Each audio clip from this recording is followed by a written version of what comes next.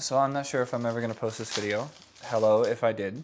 Almost all of my videos I make on the weekend, Saturday or Sunday. And I do everything on the weekend. I film on the weekend, I edit on the weekend. And the reason for that is that I look like this after a work day. There are 6 days of school left. I have been a professional, full-time, paid teacher for 3 straight years. If you count student teaching, 4. And if you go back to when I began teaching internships at 17, it has been 1, 2, 3, 4, 5, 6, 7. It's like 7 or 8 years of my life I've spent in and around classrooms. When I was 17, I got into this special program that let me get into classrooms earlier than most people. I mean, obviously I'm quitting teaching, right? And the reason for that is that I just can't handle it. I'll make a full, deep video on it, but you know, it's demoralizing. It's toxic, it's unhealthy. Even with someone with my level of like mental resilience, right? Because I've overcome and faced mental health my whole life, and I've gotten really good at dealing with it. This past school year, for the first time since I was 19 or probably 17 realistically, I found myself slipping back into depressive moods and behaviors. So today we're dyeing my hair because I'm having a mental breakdown. No, I'm not. No, I'm not. My students supposed to, you're not supposed to say that. Only the students are supposed to say that. You can't move your head this much. Don't move it. I dye my hair like once every few years, and usually it's like after a break, like an opportunity where like I'm not actively applying for jobs, and you know I'm not risking my like financial welfare. And the school year's over in 6 days, and I'm quitting teaching, so I'm dyeing my hair because I didn't get to do that when I was younger. It's only now that I can do this sort of stuff and have fun with it the way I'd like to. So we're gonna go bright red, and then probably black after, because hair like mine needs to be reddened and then turned black so it doesn't look blue-black. I have no idea how hair dyeing works. I've only done it like 6 times in my whole life. But I'm dyeing my hair a little bit ironically and a little bit, you know, also like, you know, it's like a head nod to like, you know, I'm not doing great, but I want to be doing better, and I should be soon.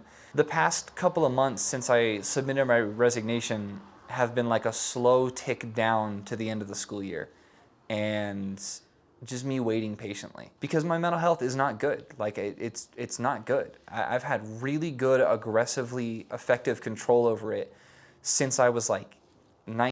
So I got like 5 years of freedom and stability, which had to be manufactured. I had to work to make those things happen, and focused on my work-life balance.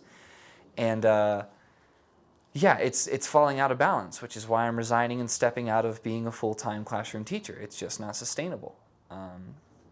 So yeah, it's almost like the Japanese culture of like girls tend to cut their hair after like a big breakup or like a big like, you know, shift in their life, which that's also somewhat true in a lot of Western cultures too.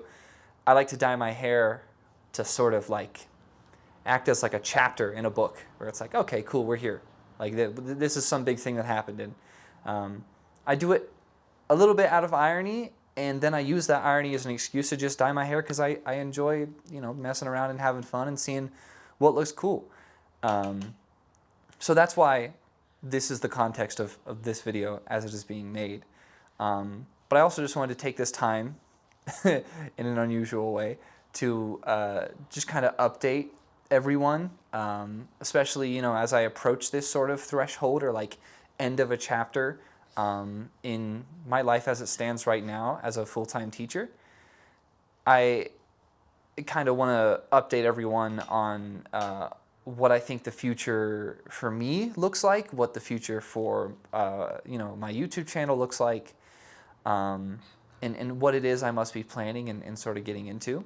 I mean, the big first update is obviously I'm leaving teaching, and a lot of people are asking correctly and appropriately, well, what the heck are you doing then? How are you going to make money? And I have a split between two things. I own a sole proprietorship. It's an engineering business, but like I don't have a degree in engineering. I'm just very good at CAD or 3D modeling. And at some point, I started building connections with laboratories and other businesses that have like laboratory equipment and oftentimes like essentially industrial robots, like machines that auto do things. They lift things up and put them down. And this tells you how little I actually know about how the machines broadly function. The sole proprietorship I own is just me offering my ability to make replacement parts for really complicated machines that have really specific tolerances and really specific operating conditions.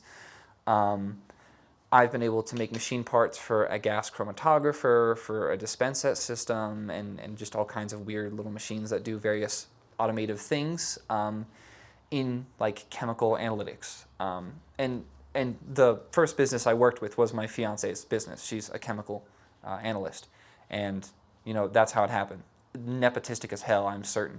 But it's essentially gig work. It really is essentially just gig work, where I find out that some given business needs support in some given way, and needs a part made that can't get made anywhere else because it doesn't exist or it's too old, and that's just a niche that I found myself in. And I charge a lot for those jobs because I understand the economic context of the things I'm making. I'm saving people thousands, if not tens of thousands of dollars. So I've accidentally carved out a little capitalist niche, which I'm not exactly excited about, but it feeds me and helps me pay rent so she doesn't have to do all the work. And then the other side to that is I'm keeping my teaching license, and I'm applying to be a substitute teacher for Denver Public Schools while we still live here. So I'm going to be a sub. That'll be part of my income, and then I will do this quote-unquote engineering work, building machine parts, to supplement and fill out that income. And it's really hard to tell which one's going to be the main driver of income, because like the engineering stuff makes a lot of money all at once, but rarely. And then the substitute is consistent. Like I can sub whenever I want. I know how subbing works. As a former teacher that had to do it plenty of times, way too much. And you might wonder, if being a teacher and working as an educator is part of what brought me into such stress, like if it encouraged my depressive dispositions to flare back up, why would I go back into that? And it's because I understand the difference in responsibilities between a teacher and a sub. Subs, my heart goes out to you. You deal with the exact same behaviors that we do, sometimes worse. But the great thing I've learned is that they don't go home with you. The students you have on a given day are not your charges. What they do in one given day does not affect the outcome of your entire career, and you are not stuck with them forever. The admin that you deal with that day, you don't have to deal with them every day. You can go find a different school and sub for them. There's a lot of freedom when you're a substitute teacher to have boundaries and exercise those boundaries. And the gig work nature of being a substitute also leans into that. It'll let me step away when I need to. Same thing with my engineering sole proprietorship. I get to step away when I need to and still make really good money working. I get to do the two things I couldn't do as a teacher. I couldn't 100% be a STEM person, and I also couldn't 100% just be a human being for these children that are learning. And I get to do both these things as a sub and someone working in this quote-unquote engineering stuff. So in terms of tentative life career stuff, that's how things look. But beyond that, kind of tying into the politics and the things I talk about, and environmentalism and just my hippy-dippy nature, my fiance and I have agreed we're not going to try and buy a house. We're not doing that.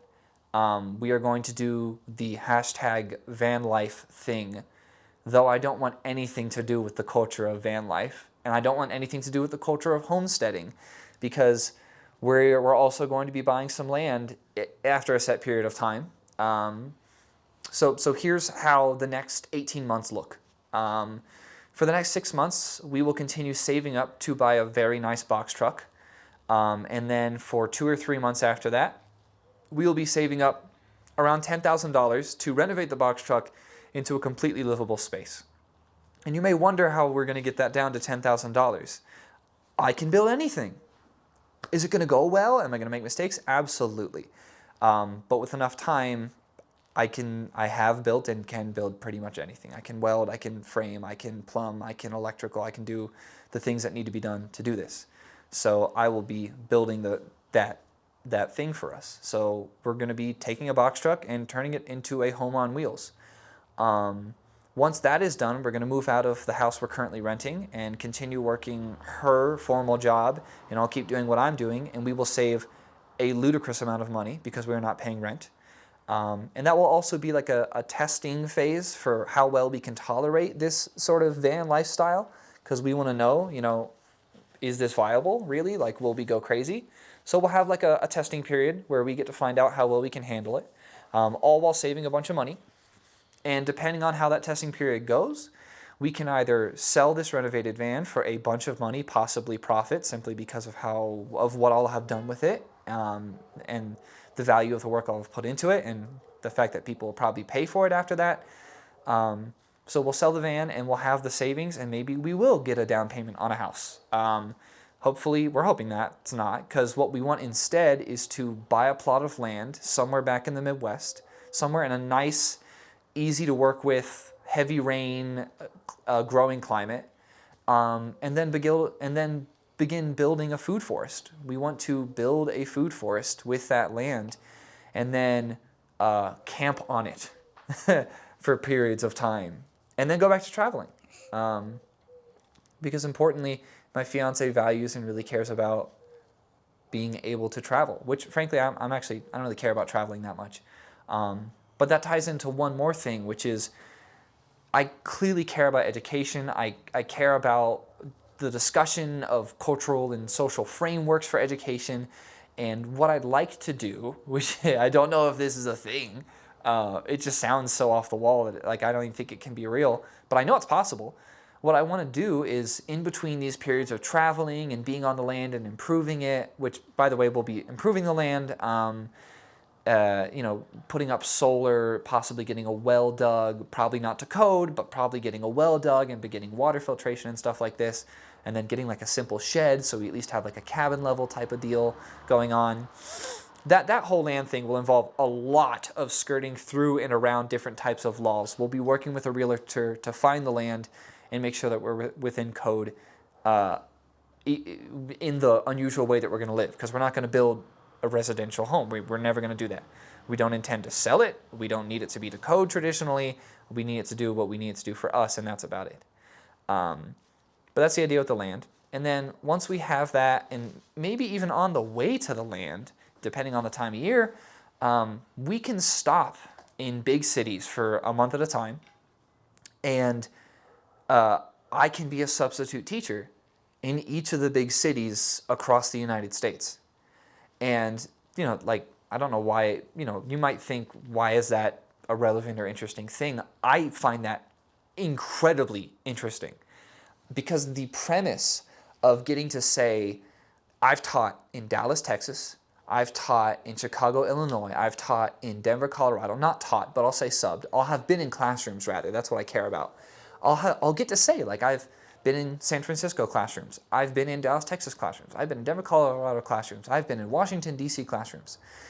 If I can become a person who can say, I've been in all these places and I've seen what American education has to offer and what it looks like, and I'm a former professional classroom teacher, full-time, self-contained classroom teacher, if I'm that experience, I don't know what it's going to do to me, and I don't know what revelations it will reveal, but they're going to be profound in something that I don't think most people in the world can even approach saying they have under their belt. And it's going to suck. I'll be a sub. But I'll have gained a lot of experiences with students, with staff, with families, with frameworks, with systems of administration, with entire district things. I'll have gained experience with all those things. And I'll be able to take that back to you and back to me and my research and my explorations, and talk about village schooling and how I think it approaches and acknowledges the issues that American education is facing. And frankly, I'll just be able to bring you anecdotes, lots of really interesting anecdotes about what it's like in these different places. And all the while, I get to travel, and I don't pay rent, and I'm not tied down to anything. I won't have any debt. I'll have my student debt for a long time to come.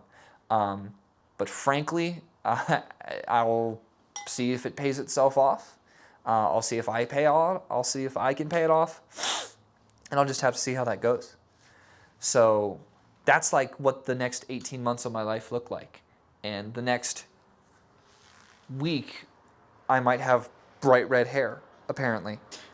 Yeah, you were moving too much, so the back of your neck's a mess. That's fine. So yeah, so I'm doing red first, and then if I like the red, I'll keep it for a bit, and then I'll go to black. Because right, I have to cancel out the bluishness of black hair dye by making my hair red first. I don't know anything about color theory, but that's what's going on, and how the general future looks.